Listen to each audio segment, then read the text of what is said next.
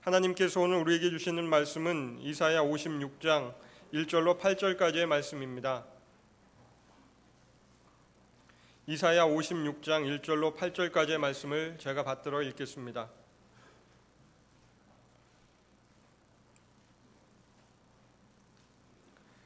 여호와께서 이와 같이 말씀하시기를 너희는 정의를 지키며 의를 행하라. 이는 나의 구원이 가까이 왔고 나의 공의가 나타날 것임이라 하셨도다. 안식일을 지켜 더럽히지 아니하며 그의 손을 금하여 모든 악을 행하지 아니하여야 하나니 이와 같이 하는 사람, 이와 같이 굳게 잡는 사람은 복이 있느니라. 여호와께 연합한 이방인은 말하기를 여호와께서 나를 그의 백성 중에서 반드시 갈라내시리라 하지 말며 고자도 말하기를 나는 마른 나무라 하지 말라. 여호와께서 이와 같이 말씀하시기를 나의 안식일을 지키며 내가 기뻐하는 일을 선택하며 나의 언약을 굳게 잡는 고자들에게는 내가 내 집에서 내 성 안에서 아들이나 딸보다 나은 기념물과 이름을 그들에게 주며 영원한 이름을 주어 끊어지지 아니하게 할 것이며 또 여호와와 연합하여 그를 섬기며 여호와의 이름을 사랑하며 그의 종이 되며 안식일을 지켜 더럽히지 아니하며 나의 언약을 굳게 지키는 이방인마다 내가 곧 그들을 나의 성산으로 인도하여 기도하는 내 집에서 그들을 기쁘게 할 것이며 그들의 번제와 희생을 나의 제단에서 기꺼이 받게 되리니 이는 내 집은 만민이 기도하는 집이라 일컬음이 될 것임이라. 이스라엘의 쫓겨난 자를 모으시는 주 여호와가 말하느니 내가 이미 모은 백성 외에 또 모아 그에게 속하게 하리라 하셨느니라. 아멘. 신앙이 무엇인가를 말해주는 단어들이 있습니다. 믿음 혹은 헌신, 순종, 소망이라는 단어를 가지고 우리의 신앙을 설명할 수가 있습니다. 그런데 신앙을 설명하는 다른 귀한 말이 있습니다. 그것은 연합이라는 말입니다.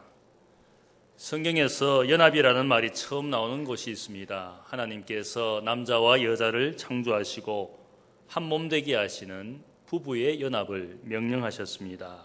남자가 부모를 떠나 그의 아내와 연합하여 둘이 한 몸을 이룰지로다. 이 연합의 복을 하나님이 인생들에게 주셨습니다. 함께하는 복이 얼마나 귀한 복인지 창조의 최고의 영광으로 남자와 여자를 창조하시고 두 사람이 한 몸 되는 연합의 복을 주셨습니다. 이런 연합의 복도 있지만 연합이 악이 되는 경우도 있습니다. 모세율법을 보면 하나님이 금지하신 것이 있는데 악인과 연합하여 거짓 증인을 쓰는 것 혹은 사람들과 연합하여 악을 도모하는 이 모든 것들은 하나님께서 싫어하시는 연합이라 할 수 있습니다. 또한 하나님을 경외하지 않고 우상과 연합하는 우상 숭배를 성경은 큰 하나님 앞에 한 악이라고 봅니다. 그래서 출애굽했던 이스라엘 백성들이 우상 바알 부올과 연합해서 하나님을 버렸던 그 불신앙을 하나님은 큰 심판으로 그들을 징계하셨습니다. 이 연합은 우리에게 복이 될 수도 있지만 하나님 앞에 큰 악이 되기도 합니다. 특별히 성경의 인물 가운데 하나님과 연합하여 큰 복을 받았던 한 사람이 있습니다. 열왕기하 18장에 보면 유다 왕 히스기야의 일생에 대해서 역사가가 기록을 합니다. 히스기야가 이스라엘 하나님 여호와를 의지하였는데 그의 전후 유다 여러 왕 중에 그러한 자가 없었으니 곧 그가 여호와께 연합하여 그에게서 떠나지 아니하고 여호와께서 모세에게 명령하신 계명을 지켰더라. 여호와께서 그와 함께 하심에 그가 어디로 가든지 형통하였더라. 이 히스기야 왕의 인생이 하나님과 연합된 사람이었다. 그 연합한 그 사람의 신앙을 특별히 기록하면서 그의 일생이 하나님께서 형통하게 해주신 인생이었다라고 하나님의 앞에 복을 받은 인생으로 그의 연합된 삶을 이야기하고 있습니다. 다윗 왕도 우리에게 연합에 대해서 이야기를 합니다. 형제가 연합하여 동거함이 어찌 그리 선하고 아름다운고 하나님의 백성들이 함께하는 연합하여 사는 그것이 하나님 앞에 선하고 아름다운 모양이라고 그는 성도의 연합에 대해서 축복해 주었습니다. 성령과 복음의 시대에 존재하고 있는 우리 교회 공동체는 우리가 가진 신앙의 핵심 가치가 바로 이 연합입니다. 우리가 어떤 연합을 이루고 있습니까? 바로 그리스도의 몸에 연합된 사람들이다. 그래서 우리가 교회를 그리스도의 몸이다, 연합된 하나의 아름다운 가치를 가진 주님께 연합된 바로 하나님의 자녀들이다, 그렇게 말을 하고, 또한 우리 자신들이 서로 지체가 되어서 한 몸에 연합된 지체라고 사도 바울이 이야기합니다. 그래서 이제는 교회가 지체가 되어서 서로 연합하여 함께 자라나는 것이다. 개인적인 어떤 성장, 성숙을 말하는 것이 아니라 사도 바울은 골로새서 2장 19절에서 이제는 지체들이 연합하여 함께 자라나는 그리스도의 몸이 되었다고, 이제는 이 연합의 복, 연합의 가치에 대해서 그가 강조를 하고 있습니다. 사도 바울은 또한 로마서에서 이야기하기를 그리스도인의 삶이라는 것은 결국은 주님의 죽으심과 부활하심에 연합하여 있는 것이다. 주님과 함께 죽고 주님과 함께 다시 살아나는 이것이 바로 그리스도인의 존재다라고 우리가 가진 이 연합의 특별한 의미를 설명을 하고 있습니다. 이 말씀은 우리가 어디에 누구에게 연합되어 있느냐에 따라서 신앙이 결정될 수가 있습니다. 혹은 하나님 앞에 불신앙의 삶을 살기도 합니다. 하나님 앞에 연합된 삶은 하나님의 뜻에 순종하게 되어 있고, 하나님과 연합되어 있지 않은 삶은 결국은 불순종의 삶으로 하나님 앞에 악을 행하는 삶의 모양으로 나타나게 되어 있는 것입니다. 그래서 오늘 선지자 이사야는 본문 6절에 말하기를 하나님과 연합된 삶에 대해서 특별히 이야기합니다. 여호와와 연합하여 그를 섬기며 여호와의 이름을 사랑하며 그의 종이 되면 안식일을 지켜 더럽히지 아니하며 나의 언약을 지킨다. 이 하나님과 연합된 삶에 대하여 오늘 말씀하고 있습니다. 과거의 중세시대에 보면 신비주의 영성 수도자들이 하나님과 신비한 연합을 이루는 이 영성의 삶을 그들이 추구하면서 광야에서 살았습니다. 꼭 그런 신비한 연합을 이야기하지 않더라도 우리 모든 그리스도인들은 하나님과 연합된 삶을 살아야 된다, 그 사실을 우리가 알아야 됩니다.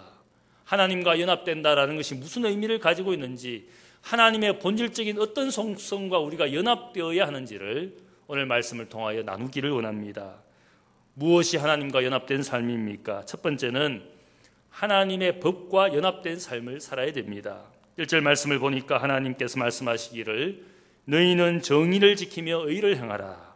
이는 나의 구원이 가까이 왔고 나의 공의가 나타날 것임이라. 이 하나님의 구원이 가까이 오니까 너희가 너의 인생을 통하여 하나님 앞에 의를 행하고 세상과 사회에서 정의를 행하는 사람이 되라. 이 말씀은 하나님의 구원은 결국 공의의 심판이시기 때문에 우리가 하나님의 심판을 기다리면서 이제는 공의로운 삶, 정의로운 삶을 살아야 된다는 뜻입니다.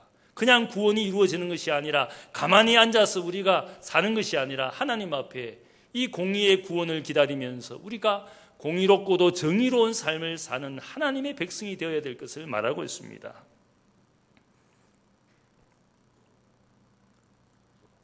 요즘에 한국 사회에 큰 무리를 일으키고 있는 공공의 적이 있지 않습니까? 구원파 목사인 유병은 목사가 한 일들 때문에 온 나라가 시끄럽지 않습니까? 공개 수배되어서 도피 중인 그의 모습과 그를 생명을 바쳐서 지키려고 하는 이 구원파 신도들의 모습을 보면서 사람들이 다시 한번 구원파가 어떤 종파인지를 생각하게 되었습니다.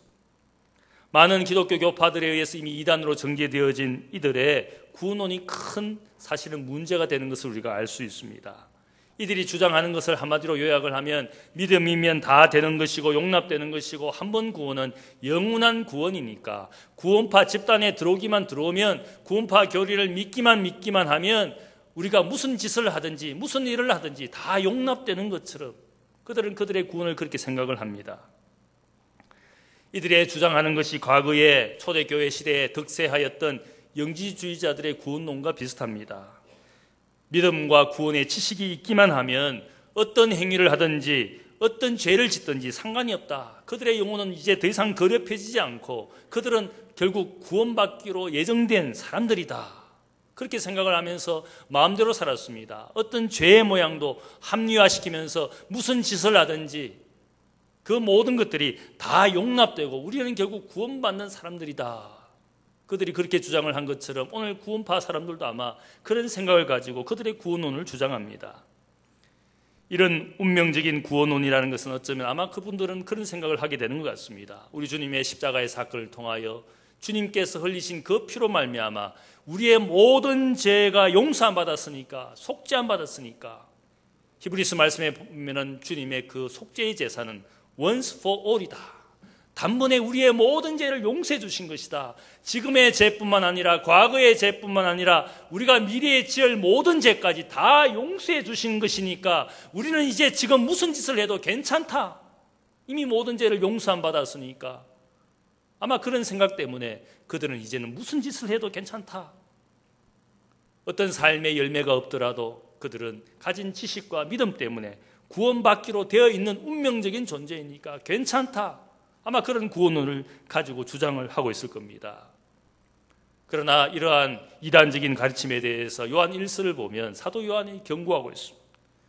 그런 십자가의 구원의 사건이 있다고 해서 우리가 더 이상 죄 짓지 않은 그런 인생이 된 것이 아니다. 하나님의 용서가 필요 없는 인생이 된 것이 아니다. 오히려 우리는 하나님 앞에 날마다 우리가 하나님 앞에 죄를 고백해야 된다. 요한 1서 1장 8절을 보면 만일 우리가 죄가 없다고 말하면 스스로 속이고 또 진리가 우리 속에 있지 아니할 것이요 만일 우리가 우리 죄를 자백하면 그는 미쁘시고 의로우사 우리 죄를 사하시며 우리를 모든 불의에서 깨끗하게 하실 것이요 만일 우리가 범죄하지 아니하였다 하면 하나님을 거짓말하는 이로 만드는 것이니 또한 그의 말씀이 우리 속에 있지 아니하리라. 이 말씀은 바로 이 거짓 가르침, 거짓 구원론을 가진 이들에 대하여 사도 요한이 경고하고 있습니다. 우리는 죄 없는 것이 아니다. 하나님의 용서가 더 이상 필요 없는 그런 인생이 아니다. 한번 구원의 확신을 가지고 운명적으로 구원받는 그런 존재가 아니다. 하나님 앞에 날마다 하나님의 용서를 구해야 하는 그런 죄인에 불과하다. 날마다 우리가 하나님 앞에 우리의 죄를 고백하고 그분의 용서가 필요한 죄인에 불과하다. 이것은 그들의 구원론을 직접적으로 반박하는 말씀입니다. 날마다 범죄하는 죄인이기 때문에 하나님의 용서의 은혜가 필요한 것이 우리의 인생이다. 이미 모든 죄를 용서해 주셨으니까 어떤 짓을 해도 괜찮다. 우리는 결국 구원받기로 되어 있다. 결국 구원받기로 되어 있으니까 내가 지금 신앙의 삶에 불순종하고 불성실하고 아무렇게나 살아가는 것, 그 어떤 것도 하나님 앞에 합리화될 수 없다는 뜻이에요.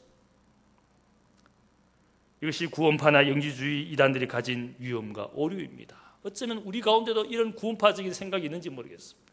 내가 지금 열심히 예배 드리지 않더라도, 열심히 신앙생활 하지 않더라도 나는 괜찮아. 하나님이 나를 구원해 주실 것이니까, 나는 하나님의 자녀이니까 괜찮아. 조금 예배 생활 하지 않더라도, 기도와 말씀 생활 하지 않더라도 나는 구원받기로 예정되어 있으니까. 어쩌면 많은 기독교인들이 이런 생각에 사로잡혀서 지금 내 삶에 나의 불성실한 모습들을 합리화시키고 있는지 모르겠어요. 그러나 사도 요한은 우리에게 분명히 이야기합니다. 죄를 짓는 자마다 불법을 행하나니 죄는 불법이라. 이 말씀은 하나님의 법을 지키지 않는, 하나님의 계명을 지키지 않는 그것이 하나님 앞에 불법이고 하나님 앞에 범죄이고, 더 나아가서 죄를 짓는 자마다 마귀에게 속하나니 하나님께로부터 난 자마다 죄를 짓지 아니하니라. 이 말씀은 뭡니까? 죄를 짓는 그 순간 이미 하나님의 자녀가 아니라 마귀에게 속한 죄인에 불과하다는 것이. 적어도 하나님께로부터 난 자, 하나님께 연합된 자는 결코 죄를 짓지 않는, 오히려 하나님의 계명과 법을 지키는 삶을 살 수밖에 없다. 하나님과 연합되지 않은 자, 하나님께로부터 나지 않은 자는 언제나 불법을 행하고 범죄할 수밖에 없다. 지금 이 순간 내가 하나님의 자녀일 수도 있고, 지금 이 순간 내가 마귀에게 속한 존재도 될 수 있다는 사실. 성경에서 말하는 예정의 구원 교리는 결코 우리 죄를 합리화시키기 위한 것이 아니라 이것은 하나님의 주권과 승리를 이야기하신 말씀입니다. 단번에 완성시켜 주시는 운명적인 구원, 우리의 미래가 이미 결정되어진 마치 운명적인 구원받기로 예정된 그런 교리는 성경에 존재하지 않습니다. 저는 구원에 대해서 이렇게 생각을 합니다. 구원이라는 것은 하나님과 연합되어 있지 않으면 결코 맺을 수 없는 나무의 열매가 같은 것이다. 나무가 정상적으로 잘 자라날 때 거기에 마지막에 열매가 맺히는 것이지 않겠습니까? 예수님께서도 마태복음 7장에 보면 말세에 많은 거짓 선지자들이 일어나는데 그들의 가르침이 있는데 그들은 많은 사람들을 유혹하고 있는데 이러한 유혹의 시대에 우리가 참과 거짓을 잘 구별해야 되는데 주님께서 그 구별하는 방법으로서 말씀하시기를 그들의 열매를 보고 그들이 참인지 거짓인지 구별하라 그랬습니다. 좋은 열매를 맺었으면 그들이 결국 좋은 나무이었고 나쁜 열매를 맺었으면 결국 그들은 나쁜 나무였다. 열매를 보고 나무를 아는 것이지 나무가 아무리 좋은 나무라고 주장해봐야 그것이 아무런 의미가 없다. 좋은 열매를 맺으면 좋은 나무인 것이지 그들의 행함과 그들이 하나님의 뜻과 계명을 잘 순종하면 그들이 좋은 나무인 것이지 그들이 아무리 말로 주의 이름을 외치고 능력을 행하고 병을 고치고 그것은 열매와는 전혀 상관이 없다는 뜻이에요. 주님께서도 제자들에게 말씀하신 것이 무엇입니까? 요한복음 15장에 보면 자신에게 붙어있지 아니하면 결코 열매가 없을 것이다. 내게 붙어있지 아니하면 나를 떠나서는 너희가 아무것도 할 수 없을 것이다. 주님께 연합되어 있지 않으면 결코 열매가 없다라는 뜻입니다. 열매 없는 구원, 행함 없는 믿음, 그것은 아무런 의미가 없다는 뜻입니다. 본문 말씀을 보면 하나님은 이방인들에게 하나님의 자비를 말씀하시기 전에 먼저 정의와 의에 대해서 이야기합니다. 하나님의 법과 계명을 지키는 행함을 대해서 먼저 강조를 하고 있습니다. 2절 말씀을 보면 안식일을 지켜 더럽히지 않고 그의 손을 금하여 악을 행하지 않는 사람이 하나님과 연합된 사람이다.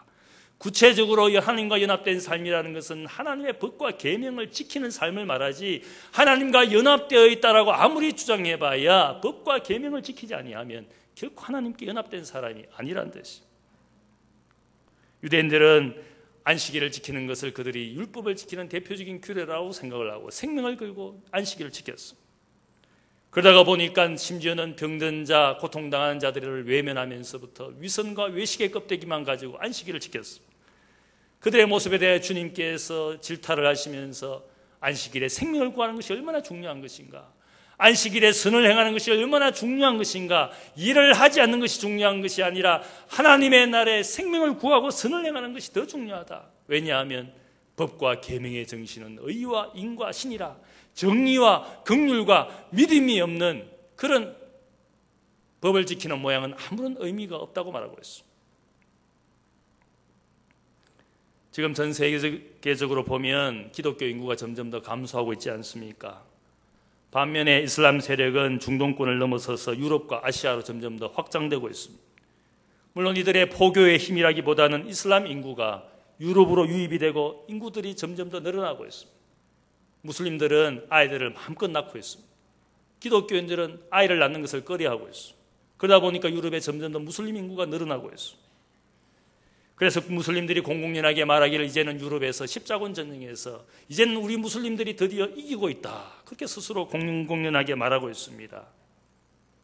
유럽에서 기독교 인구가 감소한 이유가 분명합니다. 신앙의 열정이 식어지고 이제는 신앙의 유산을 다음 세대로 전하고 있지 않습니다. 주일에 교회를 찾아와서 예배를 드리는 사람이 현저하게 줄었습니다. 교회당은 멋지고 아름다운데 거기에서 예배를 드리면 수십 명 노인들만 남아서 예배를 드리고 있습니다. 오히려 평일에는 수많은 관광객들이 교회당 건물 구경하기 위해서 관광 삼아서 교회당을 찾는 사람들만 있지, 교회당은 있지만 거기에서 예배를 드리는 사람이 없습니다. 하나님께 예배하지 않는 그 사람들을 어떻게 우리가 하나님의 자녀라고 그리스도인이라고 말할 수가 있겠습니까? 반면에 무슬림들은 하루에 5번 메카를 향하여 자기의 자리에서 메카를 향하여 기도하고 코란을 읊지 않습니까? 그리고 1년에 한 달이면 한 달 동안은 아침에 해 뜰 때부터 해질 때까지 금식을 합니다. 금식하면서 자신이 무슬림인 것을 적어도 1년 12개월 중에 한 달은 자신이 무슬림인 것을 보여주기 위해서 금식을 합니다. 그리고 죽기 전에는 반드시 성지인 메카로 성지순례를 가는 것이, 그것이 무슬림이라면 반드시 해야 할 것이라고 믿기 때문에 이런 무슬림의 신앙과 기독교 다 주고 가는, 예배도 드리지 않고 교회당을 찾지 않은 이 두 세력 가운데 아마 어쩌면 육적으로 보면 성자와 패자는 너무나 뚜렷하게 보일 수 있습니다. 요즘 우리 시대를 돌아보면 교회당을 찾아서 주일 예배를 드리지 않는 기독교 가정의 자녀와 청년들이 얼마나 많은지 모릅니다. 대학생들을 조사해 보면은 기독교인이라고 말을 하지만 적어도 일주일에 한 번 교회당을 찾아서 예배드리는 청년이 별로 없습니다. 지금 부모의 세대는 열심히 예배당을 찾아서 예배를 드리고 있지만 우리 자녀들이 입시 전쟁을 치르느라 혹은 자기의 마음대로 주일에 예배 드리는 것을 별로 중요하게 생각하지 않습니다. 우리 자녀들의 모습을 보면, 우리 가정의 모습을 보면 한국 교회의 미래는 뻔합니다. 유럽같이 될 겁니다. 수십 년 내에 이제는 다음 세대에 우리의 신앙이 물려지지 않았습니다. 하나님과 연합된 삶이 무엇을 의미합니까? 하나님의 계명과 법을 지키는 삶을 말합니다. 하나님의 계명과 법을 지키지 아니하면서 행함이 없는 믿음 가지고 아무리 구원받았다라고 큰 소리 쳐봐야 그것은 결국 못된 나무로부터 못된 열매만 존재하는 것이지 결코 그것이 못된 나무가 좋은 열매를 맺을 수가 없는 것입니다. 하나님과 연합된 사람들의 복에 대해서 오늘 말씀하고 있습니다. 이와 같이 하는 사람, 이와 같이 굳게 잡는 사람은 복이 있느니라.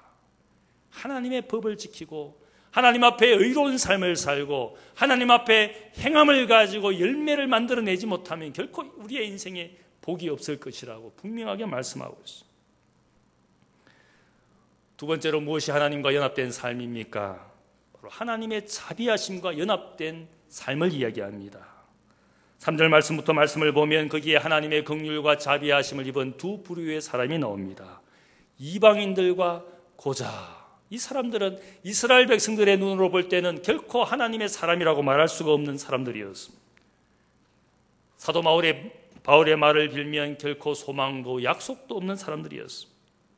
하나님의 자녀가 될 방법이 없었던 이방인들이었지만 오늘 말씀 보니까 이제는 하나님의 자비하심을 받아서 하나님의 자녀가 되는 하나님과 연합된 이방인이 되었다라고 말하고 있습니다.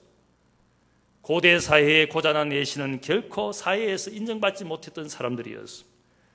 후손을 이을 복을 받지 못한 사람들이기 때문에 그 사회로부터 가장 멸시받던 사람들이 이 고자와 내시였습니다. 그러나 하나님의 자비하심을 따라서 그들이 하나님과 연합된 백성이 되었습니다. 4절 말씀에 하나님께서 약속해 주시기를 나의 안식일을 지키고 내가 기뻐하는 일을 선택하며 나의 언약을 굳게 잡는 고자들에게 내 집에서 내 성 안에서 아들이나 딸보다 더 나은 기념물과 이름을 그들에게 줄 것이라. 하나님의 전적 자비하심으로 그 사회로부터 이스라엘 백성들로부터 인정받지 못하던 이 이방인들과 고자들에게 하나님 주시는 특별한 복이 있는데 무시당하는 인생이 인정받게 되고 이름 없던 존재들이 가장 영광스러운 이름을 받게 될 것이다. 이것은 하나님의 자비하심 때문에 이루어진 은혜였습니다. 나폴레옹 황제에게 한 어머니가 찾아왔습니다. 나폴레옹 군대에 자신의 아들이 병사로 있다가 큰 범죄를 저질러서 사형을 당하게 되었습니다. 그래서 나폴레옹을 찾아와서 자비를 구하기 위해서 찾아왔습니다. 그러나 나폴레옹은 이 아들이 2번 큰 범죄를 저질렀으니까 더 이상 용서받을 수 없고 사형의 심판을 받아야 마땅하다라고 이 어머니의 청을 거절했습니다. 그런데 이 어머니는 다시 한번 나폴레옹 황제에게 이야기하기를 내가 정의를 구하러 온 것이 아니라 자비를 구하러 당신을 찾아왔습니다. 이렇게 대답했습니다.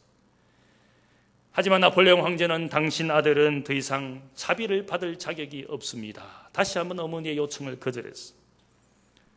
이 어머니가 나폴레옹 황제에게 다시 말합니다. 아들이 받을 자격이 있다면 더 이상 그것은 자비가 아닙니다. 내 아들이 자격 없는 아들이기 때문에 당신에게 자비를 구하러 왔습니다. 이 어머니의 그 말이 나폴레옹의 마음을 움직였습니다. 정의를 구하러 온 것이 아니라 자비를 구하러 왔는데 그 자비라는 것은 자격 없는 자에게 베풀어지는 것이 자비를 할 수 있지 않습니까? 자격이 없으니까. 이 어머니의 말에 감동을 받고 나폴레옹이 그 아들의 죄를 용서해 주었습니다. 하나님의 자비하심이 무엇을 이야기합니까? 우리가 자비를 받을 자격이 없는 인생에게 베풀어 주신 것을 자비라고 말하는 것입니다. 받을 자격이 있는 사람에게 받게 해주는 것은 정의라고 말할 수 있지만 받을 자격이 없는 인생들에게 받게 해주시는 것을 우리가 긍휼이라 자비라 또한 은혜라고 말하는 것입니다. 우리 모두가 하나님 앞에 자비를 받은 인생입니다. 하나님의 자비가 없는 인생은 결코 아마 이 자리에 있지 않을 것입니다. 우리 시대를 뒤돌아보면 얼마나 우리가 삭막한 시대에 살고 있습니까? 남을 용납하거나 용서해 주는 것 혹은 남을 인정해 주는 것을 더 이상 우리 사회가 미덕으로 삼지 않습니다. 남을 깎아내리는데 너도 합세해서 신상털기를 하고 있지 않습니까? 자신의 생각이나 가치관 혹은 이념과 다르다고 생각을 하면 그 타인을 결코 용납하지 않고 적대시하고 드디어 매도하고 파멸되기를 기다리는 것이 어쩌면 우리 사회의 모습인지 모르겠습니다. 자비라는 미덕과 가치가 우리 사회에 더 이상 존재하지 않습니다. 마태복음 15장을 보면 예수님께서 이방 사람들이 사는 시돈과 두로 지방에 가셨습니다. 그 지방을 찾았을 때 한 가나안 여인, 이방 여인이 주님을 찾아왔습니다. 자신의 딸이 귀신 들려서 고통당하고 죽어가고 있는데 자기의 딸을 고쳐달라고 주님께 간절히 요청을 했습니다. 이 여인이 주님을 괴롭힌다고 생각하고 제자들이 이 여인을 냉대하고 멸시하고 물리치기를 원했습니다. 그리고 주님도 마치 여인 제자들의 냉대와 멸시에 동조하는 것처럼 말씀하기를 나는 이스라엘 사람들을 위하여 일하기 위해서 여기에 왔고 잔이의 떡을 취하여 개들에게 던짐이 마땅치 않다. 주님도 이 제자들의 멸시와 냉대에 동조하시는 것처럼 매몰찬 말씀을 했습니다. 이방인들을 개라고 생각했던 유대인들의 사고방식과 말을 그대로 주님께서 그 여인에게 행하였습니다. 그때 이 여인은 실망하지 않고 포기하지 않고 주님께 말하기를 주님 옳습니다. 그러나 개들도 제 주인의 상에서 떨어지는 빵 부스러기를 먹지 않습니까? 내가 개와 같은 존재이고 하나님의 은혜와 자비를 받을 수 없는 존재인 것일지는 모르지만 그러나 개들마저도 주인의 상에서 떨어지는 부스러기를 먹지 않습니까? 주님께 자비를 호소했습니다. 이 여인의 대답을 들으신 주님께서 이 여인의 믿음이 크다 그랬습니다. 그리고 이 여인에게 너의 믿음이 너를 구원하였다. 그녀에게 자비를 베푸시고 그 여인의 딸을 고쳐주셨습니다. 이 이야기의 그 모습을 보면 마치 예수님께서 인종차별주의자인 것처럼 발언하시고 여인을 대하신 것처럼 보일지 모르겠습니다. 아마 그 이면에는 예수님은 유대인들의 멸시와 냉대를 잠시 흉내낸 것처럼 아마 보이게 하시려고 그렇게 보여주었는지 모르겠습니다. 진짜 예수님께서 인종차별주의자였다면 이 시돈과 두로 지방에 오시지 않을 겁니다. 성경의 이야기를 보면 예수님은 모든 사람들을 위해서 이방인이라 할지라도 여인이라 할지라도 그 사회에서 냉대받고 멸시받는 그 어떤 사람이라도 차별 없이 주님께서 복음을 전하시고 긍휼 사역을 하신 것을 볼 수가 있습니다.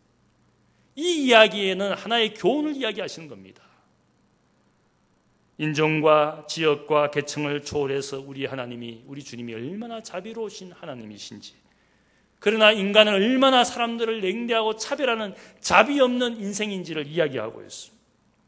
그리고 말씀하여 주시기를 너희 하늘에 계신 아버지의 자비하심처럼 너희도 자비하라. 자비한 인생이 되라.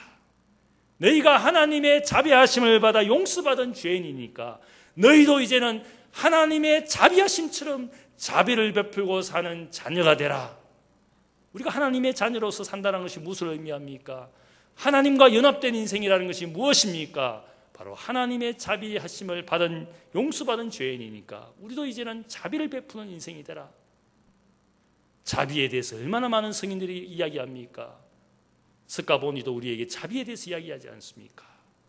많은 성인 군자들의 가르침이 우리에게 이 자비에 대해서 이야기를 하지 않습니까? 그러나 오늘 우리 세대는 자비를 잃어버렸습니다. 하나님의 자비하심과 연합된 자비를 가진 인생이 되라고 말씀하고 있습니다. 용납하고 용서하고 남을 인정해 줄 줄 아는 마음을 회복하는 것이 우리 사회에 필요하지 않겠습니까? 세 번째로 우리가 하나님의 무엇과 연합된 사람입니까? 하나님의 기쁨과 연합된 사람이 되어야 됩니다. 7절 말씀을 보면 하나님은 자신과 연합된 이방인을 인도해서 뇌하에 기도하는 집 하나님의 집에서 그들을 기쁘게 해주고 그들이 드리는 번제와 희생을 하나님의 제단에서 기꺼이 받아주실 것이라고 말씀하고 있습니다. 이제는 이방인의 존재를 인정해 주실 뿐만 아니라 그들을 하나님의 집으로 인도해서 그들에게 기쁨, 기도하는 기쁨, 예배하는 기쁨을 충만하게 해 주실 것이라고, 하나님 안에 있는 기쁨을 그들에게 주실 것이라고 약속해 주고 있습니다. 요한복음 15장 11절을 보면 저희들에게 주님께서 저희들에게 하신 말씀이 있습니다. 내가 이것을 너희에게 말하는 것은 내 기쁨이 너희 안에 충만하게 하려 함이라. 나의 기쁨이 너희 인생의 기쁨이 되라. 나의 기쁨이 너희 기쁨의 충만함이 되라. 주님께서 이 15장에서 17장까지의 말씀을 보면 기쁨이란 주제를 가지고 계속 말씀합니다. 나의 기쁨이 너희 가운데 충만하기를 원한다. 나의 기쁨이 너희의 기쁨으로. 한번 따라하겠습니다. 나의 기쁨이 너희의 기쁨으로. 주님께서 계속적으로 기쁨에 대해서 이야기해 주었습니다. 주님께서 가지신 기쁨이 무엇입니까? 12살 된 예수님께서 예루살렘에 올라가셔서 성전에 계셨을 때 부모들이 예수님을 잃어버리고 결국 주님을 성전에서 찾았습니다. 부모가 화가 나서 이야기했을 때 주님께서 무엇이라 그럽니까? 내가 나의 아버지의 집에 있어야 될 것을 알지 못합니까? 나의 기쁨이 아버지의 집에 있습니다. 예수님께서 부모들이 그렇게 이야기해 주었습니다. 예수님께서 마지막 주일 예루살렘 성전에 오셨을 때 거기가 성전터가 시장바닥이 된 것을 주님이 보시고 탄식하셨습니다.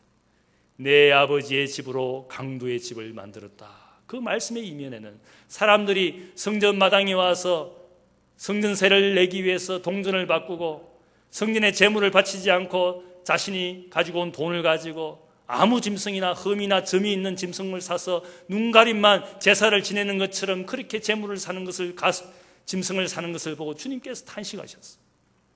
성전을 찾는 사람들에게 어떤 기쁨이 있느냐? 여전히 물질과 탐욕의 종이 되어서 그들이 가진 기쁨이 세상의 기쁨인 것을 주님께서 탄식하신 것입니다. 성전을 찾아서 하나님을 예배하고 하나님 앞에 기도하는 기쁨으로 사는 인생이 아니라 교회당을 찾지만 성전을 찾지만 그들에게는 예배하는 기쁨도 기도하는 기쁨도 없다.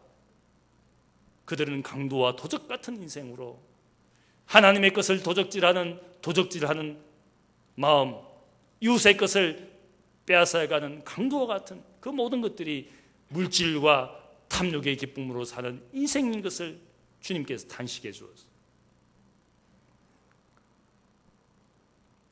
주님께서 이사야서 오늘 본문 말씀을 인용하시면서 내 아버지의 집은 만민이 기도하는 집이라. 기도하는 기쁨, 예배하는 기쁨을 가지고 성전을 찾고 교회당을 찾아야 되는데 오늘 많은 사람들이 교회당을 찾기는 찾지만 진심으로 하나님 앞에 예배하고 기도하는 마음, 그 기쁨을 찾기 위해서 누리기 위해서 교회당을 찾는 것이 아니라 여전히 그들이 찾는 기쁨은 세상 기쁨이라는 것입니다. 왜 교회당 안에 불화와 갈등이 있습니까? 거기에 보면 하나님을 예배하고 기도하는 기쁨이 있는 것이 아니라 세상의 지위와 권력과 탐욕이 가득한 기쁨으로 사람들이 살기 때문에 그 교회가 불화와 갈등이 그치지가 않습니다. 일생 동안 예배와 찬양의 삶을 살았던 한 고라 자손이 이렇게 노래했습니다.